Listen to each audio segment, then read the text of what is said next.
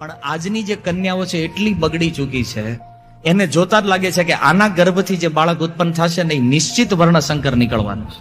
Mobile, internet, ગાડીઓ બધું હાથમાં મળી ગયું છે, ફ્રી સ્વતંત્ર. અને ઈ સ્ત્રીઓ પોતે મૂર્તિઓ ગોતવા નીકળે છે, અમે ગોતશું. એવી કન્યાઓને મારે ખાલી એક જ વાત કહેવી છે, પતિ કેવો હોવો જોઈએ. આજની કન્યાઓને કોઈ છોકરો ગાડીમાં ફેરવે, મોબાઈલમાં બેલેન્સ નખાવી દે, રેસ્ટોરન્ટમાં લઈ જાય, 2-5 ચોકલેટો આપી દે, એટલે એ કન્યા એમ વિચારે કે આ મને આખું જીવન આમ જ હાચવશે. પણ કન્યાઓ, તમારે વિચાર કરવાની જરૂર છે કે જે છોકરો આખો દિવસ તમારી વાહે બગાડતો હોય ને, એ નવરો છે, એની પાસે કોઈ ધંધો નથી.